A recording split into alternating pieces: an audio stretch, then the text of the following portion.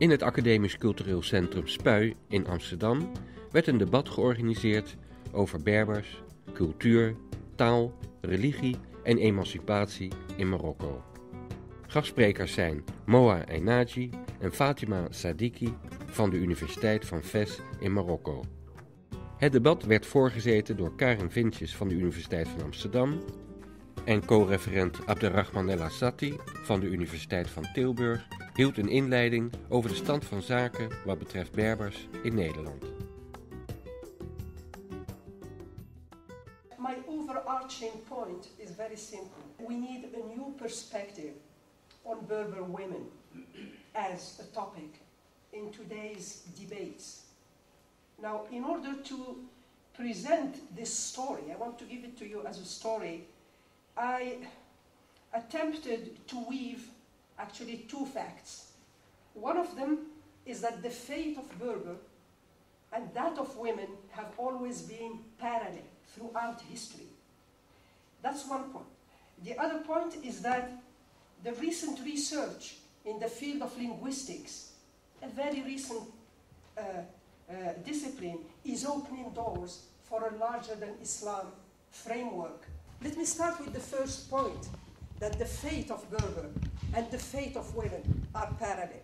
Now, the history and present of the Berber language and culture and that of women, as I said, have been parallel, because both of them, women and the language, seem to be transiting from a private space to a public space of power. We are witnessing this. It's very visible. Now, both Berber and women have been marginalized throughout history, during colonization, during state building, and both of them, for some reason, have been propelled to the forefront of the political scene almost synchronically now. In 2001, the Royal Institute was created.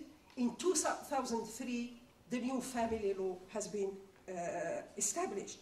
The two are, in my view, very much related because they translate some political things, some political movements that have been going for decades, and both of them have civil society and also some kind of militancy behind.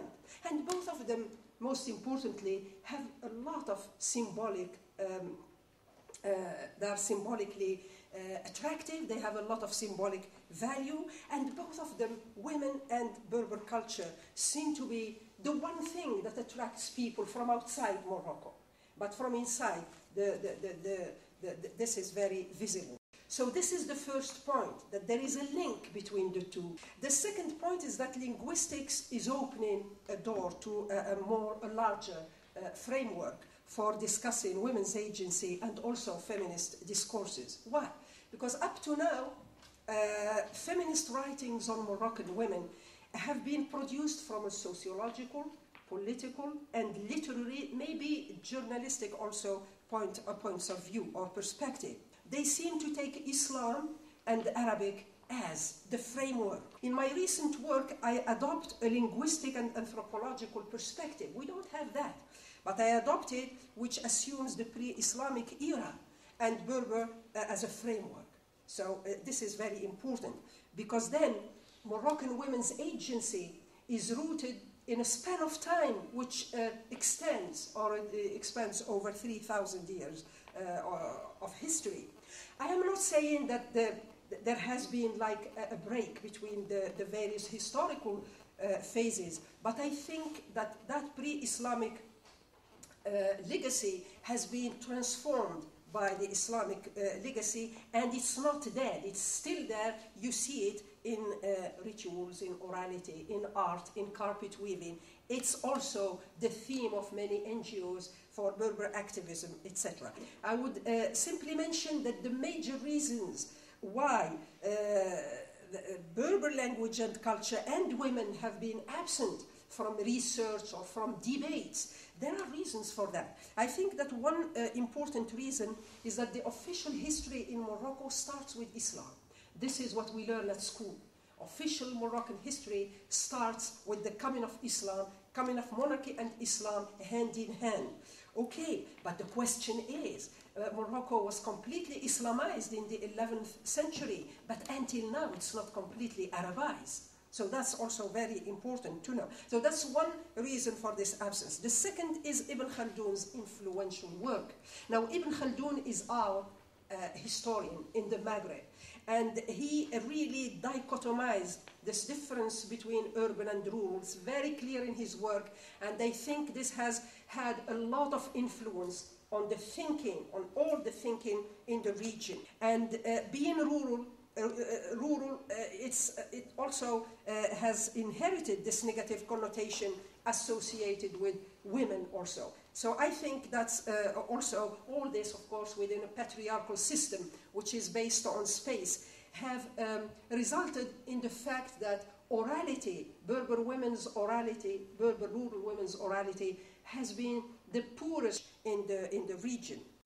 Now this took me directly to look at women in the pre-Islamic era. Now these women, I found to my surprise and also to my happiness that they were really agents of change in the pre-Islamic Morocco.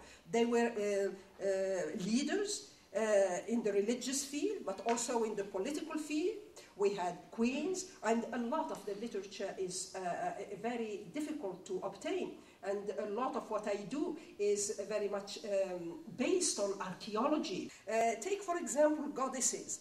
The first goddess, Tanit, her name was Tanit. Well, we think sometimes that she disappeared, but she is still there in many rituals, especially the fertility ritual, where you have this shape of a circle and then horizontal, a triangle. If you look in the internet, you will Google her. She is still like that. She is called Tanit. At the more abstract level, we can say that Moroccan feminism, whether it's liberal or religious, I think will gain a lot by rooting itself in a larger than Islam framework. Because I don't think that Moroccan women's agency came about through the encounter with the West or even with the Mashriq, with the Middle East. I think that it's better rooted in its own history, because I am not saying that, for example, the influence of the West is very minimal. It's very big, but also the influence of the Mashriq, it's also illuminating, inspiring. But this, what the West, I mean the impact of the West and the impact of the Mashriq, the Middle East, you can see them in urban cities, but not in rural cities. So what we need now is to bring this agency from the periphery to the center of debates. This is what I am trying to tell you here, and this is what I wish could be the case. So to conclude, I would say that this talk is not a nostalgic plea. No, it highlights the fact that culture is not static, and it will never be static, and that the history and identity of Berber women needs to be more known, since only positive identities allow people to integrate and participate in societies, whether in home countries or in migrant countries. And I would say that it is also central, that women are central to these debates of Berber multiculturalism, etc. The factors that have ensured the maintenance of Berber as a language and culture are very much linked to women. Women are the ones who have perpetuated the language as a mother tongue, and you all know how important it is to be educated and socialized in one's mother tongue. And nowadays, research shows that literacy and socialization in one's mother tongue are the only passport to positive social integration. Thank you very much.